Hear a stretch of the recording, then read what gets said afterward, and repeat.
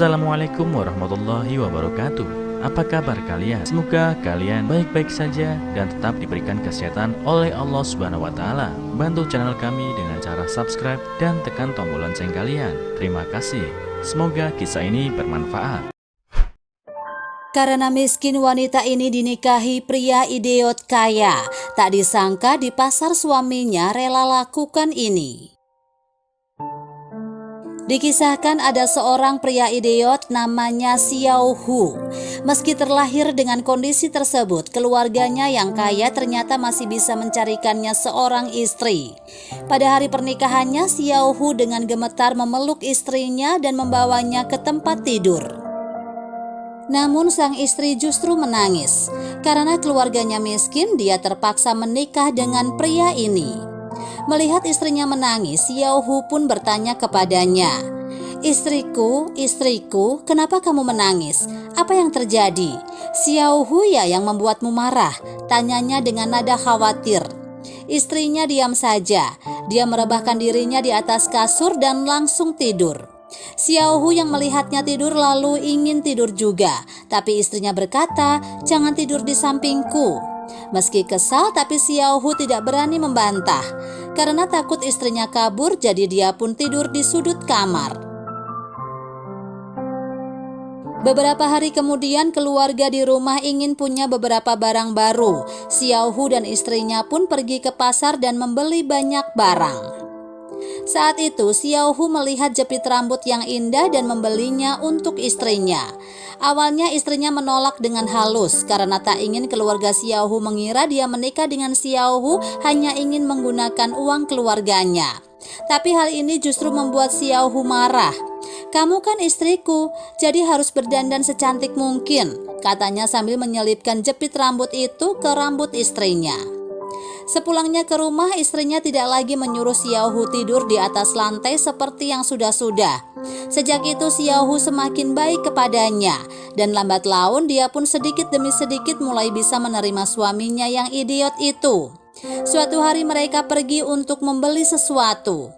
Saat dalam perjalanan pulang, sekelompok orang mengganggu istrinya itu. Melihat istrinya diganggu sampai menangis, Xiao Hu segera menerjang ke para pengganggu itu, dan adu jotos dengan mereka pun tak bisa terelakkan. Malangnya, salah satu pengganggu yang kesal kemudian mengambil pisau dan menikam Xiao Hu lalu kabur. Melihat Xiao Hu tergeletak di atas tanah dengan darah bercucuran, istrinya segera berlari ke sana dan memeluk Xiao Hu. Dengan bergetar Xiao Hu berkata kepada istrinya, "Istriku, jangan menangis. Xiao Hu bisa melindungimu. Tapi Xiao Hu sudah tidak kuat lagi, tidak bisa menemanimu pulang. Istriku, maukah kamu memanggilku suamiku?" Istrinya tidak menyangka Xiao Hu masih tetap memikirkannya di saat kritis. Dia pun menangis terisak sambil berkata, "Suamiku, kamu harus bertahan." Xiao Hu akhirnya menghembuskan nafas terakhir sambil tersenyum, dan gadis itu pun menjerit histeris di tengah isak tangisnya melihat Xiao Hu terbujur diam dalam pelukannya. Mungkin memang Xiao Hu idiot, mengorbankan dirinya untuk seseorang, tapi setidaknya dia tahu kalau dia akan melindungi, mencintai dan menyayangi dengan nyawanya setelah memanggil istrinya. Mungkin sekarang kita semua punya pasangan masing-masing, memanggil dengan mesra suamiku atau istriku. Tapi Anda harus bertanggung jawab saat berseru dengan kata suami atau istriku ini. Karena setelah memanggil dengan kata istriku, maka jangan pernah biarkan dia menderita dan terluka.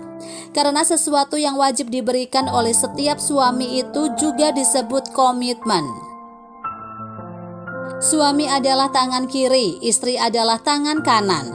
Ketika suatu hari tangan kiri berdarah, tangan kanan pasti akan menahan untuk menghentikan kucuran darah. Ketika suatu saat tangan kiri merasa pegal menjinjing sesuatu, tangan kanan pasti akan membantumu meringankan beban. Jadi, jangan tinggalkan tangan kanan Anda, apalagi meninggalkan tangan kiri Anda. Karena saat tangan kiri menepuk tangan kanan, baru akan terasa kehidupan yang indah. Jika dalam sepanjang hidup ada sesosok orang yang mencintai, menyayangi, dan peduli padamu, ini adalah kebahagiaan. Lebih baik disayang satu orang daripada dikejar-kejar selaksa insan, dan lebih baik dimengerti satu insan daripada dimanja selaksa orang.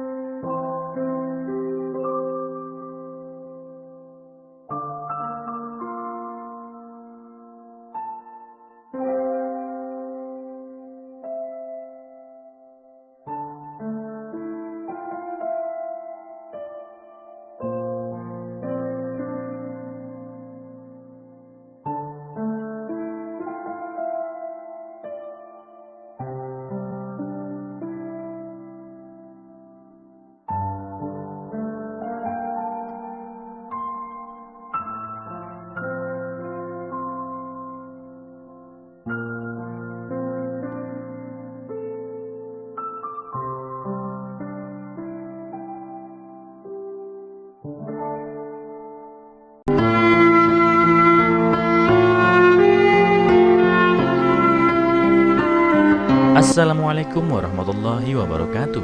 Apa kabar kalian? Semoga kalian baik-baik saja dan tetap diberikan kesehatan oleh Allah Subhanahu wa taala. Bantu channel kami dengan cara subscribe dan tekan tombol lonceng kalian. Terima kasih. Semoga kisah ini bermanfaat.